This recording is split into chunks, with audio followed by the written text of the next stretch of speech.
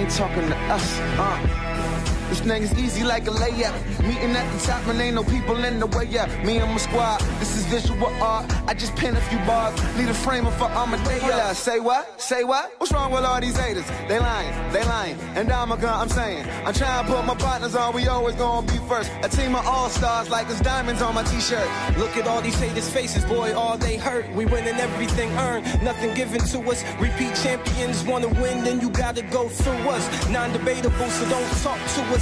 Undefeated in bouts. Hello and welcome back to Second Take. I'm your co-host Julian Smith. And I'm your other co-host Lucas Silverman. And we're going to get into our topic for today, discussing the Heat and Pacers conference finals matchup. Last night, the Miami Heat were dominant. They won by a total of 12 points. And now they have a commanding 3-1 series lead. So Julian, I have a question. Do you think the Pacers have any chance in coming back in this series? Do I think they have any chance coming back in this series? I give them a very small chance. I think that the Miami Heat are in a great place right now. Mm-hmm. LeBron James looks good. D-Wade looks good. Chris Bosh, who had a fantastic game last night with 25 points, looks great. I feel like they are in the place that they need to be. I can give Pacers, I can give them maybe one more game, but I feel like Miami has a series locked up. Lance Stevenson, he had a very bad game last night. He's like usually the player that we can count on to produce and give us energy and life, but even him, he had an awful game last night. Yeah. I feel like the only sign of life that they had was Paul George down the stretch, who didn't have a great game but didn't have a bad game either. He continued to be aggressive even since they were trailing the whole game basically. Yeah. But they did not have a lead at all in that game. Exactly. So he still continued to play hard, and I like his intensity, and I feel like he needs to be that player, and hopefully for them, his intensity can carry over to the next game, and they Definitely. could deal with any issues that might be going on, because the players and the team, they just don't look in sync right now. Yeah. Well, I mean, I'm gonna say this: the end of that game, of last night's game in the fourth quarter. Yes, the game was pretty much decided at one point, but the Pacers had a little bit of a run in them that kind of scared me a little bit and made me think, like, wow, they could actually do damage against this Miami Heat team. And I actually will give them the win in Indiana for Game 5, but then I believe the Miami Heat will close it out back in Miami for Game 6. Roy Hibbert had 0 points. Roy Hibbert was a non-factor again. Chris Bosh was shooting great from the perimeter. He had 25 points, the most he's had this postseason. Dwayne Wade had a decent game. Didn't play spectacular. I was really impressed actually with Norris Cole's defense. He did a great job against Lance. Created turnovers. He had great shots. And even with the absence of Chris Anderson, they seem to get a lot of offensive rebounds and create extra possession, something that the Pacers were really good at. And the Miami Heat won 3 straight games. After Game 1 of the series, they were like, wow, the Pacers might actually have a chance. But clearly, the Miami Heat are the better team in this series. It's no question about it.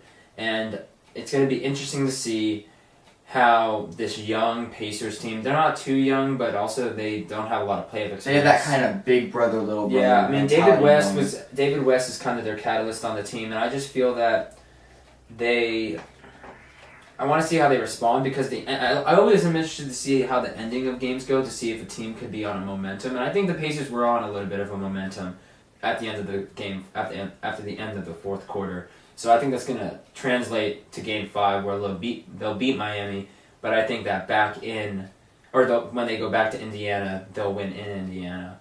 But when they go back to Miami, I think Miami closes it out in Game 6. It's going to be interesting to see who steps up for the Pacers, who's going to be that extra spark. I think Luis Scola has been a great addition for the bench scoring. He had a great game last night. But they just need more. Like, when you have two I think it was like in the middle of the fourth quarter, Lance Stevenson and Roy Hibbert did not have a field goal. You can't win a basketball game when 2 out of the 5 players in your starting lineup don't have a field goal going into a fourth quarter.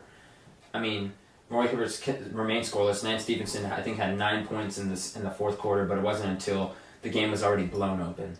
So, in my opinion, I think this series will go to Game 6, but Miami will close it out and go to their 4th straight NBA Finals appearance.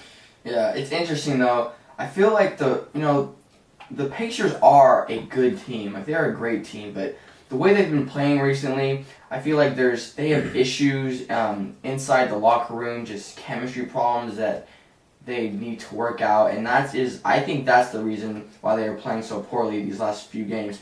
I feel like if they played the way that they played the Miami Heat in the regular season, they'd actually have a shot. They'd actually have a good shot. But like the way they've been playing, it just feels like they're not getting consistent production. They're not getting consistent production. You know, it feels like they aren't in sync with each other. Like, teammates just aren't in sync with each other. They're barking at each other. It just feels like there are problems definitely present. Yeah, and then also it was really interesting in the fourth quarter. I think Indiana cut it down to 11, and Lance Stevenson went up for a layup. Dwayne Wade was guarding him, and Dwayne Wade forced an offensive foul against Lance Stevenson, but if it was very close play in my opinion, which would have it would have been a huge momentum shift, because scoring that bucket and the foul would have brought your team within 8 points with about 3.5 minutes, and I actually think that Indiana could have made another run at their lead, but when all of your players are at the same surface, in my opinion, Paul George has not emerged as a superstar in this matchup. We all know what he's capable of, but he hasn't shown it. And so when you have like a Paul George at the same level as like a Lance Stevenson and David West, who I think Stevenson and West are good players, but I don't think they're nearly as good as a Paul George. They're not going to get the calls that Paul George gets, and the refs are not going to give them the benefit of the doubt. You know LeBron James and Dwayne Wade will get a foul call. It's almost guaranteed, because they're superstars. They know how to create contact. And the refs, it's instinctual. I think that's a word. It's like it's easy to see when they get fouled, and that's why they get the ticky tack and 1 fouls when LeBron James gets a dunk, or like when Dwayne Wade, which don't even affect him. Yeah, which don't affect him. 1 plays. Yeah, and so when you have Stevenson and Paul George at the like Paul George, if Paul George wants to get those kind of calls and they want to get the refs' benefit of the doubt, he needs to start playing like a superstar, because if he's at the level as Lance Stevenson and David West, who are good players but are not superstars, he will not continue to not get good plays or get good calls, which will hurt his team, and it will also hurt Lance Stevenson and David West plays as well. I agree 100%. So after the game, Lance Stevenson was quoted as saying, I don't know if you noticed, but LeBron James, there was a lot of trash talking going on, and Lance Stevenson was quoted as saying that LeBron's trash talk was a sign of weakness. How do you feel about that? Well, he said that before Game 4, and I mean, I respect that he said it, but it wasn't really smart. I mean, you don't want to challenge the best player in the league. You don't want to give him extra motivation, and it was just not the right timing. I mean, it looked kind of weaker on his part.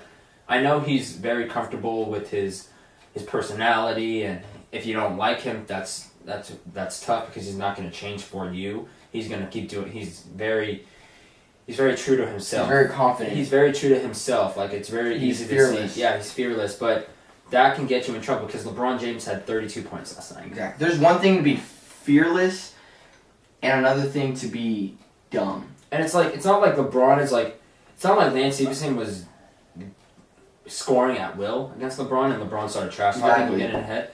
When LeBron guarded Lance Stevenson, there was no way he was going to score. Because when you have LeBron James, a versatile player that can both score and defend, you have no chance.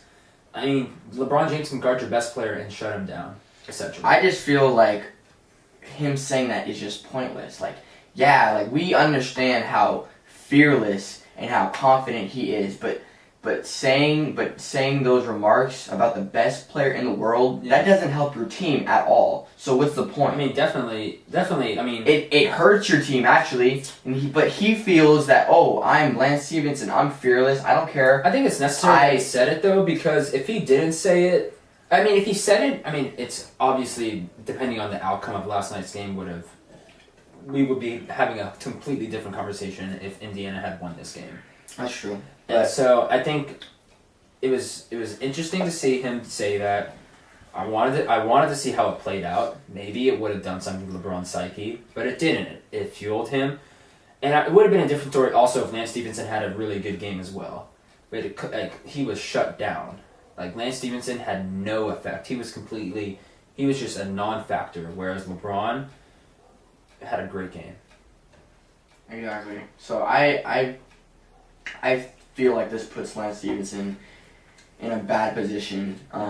He talks about the best player in the world. Mm-hmm. He gets exactly what most people would expect from the best player in the world. And now what? Where are you now?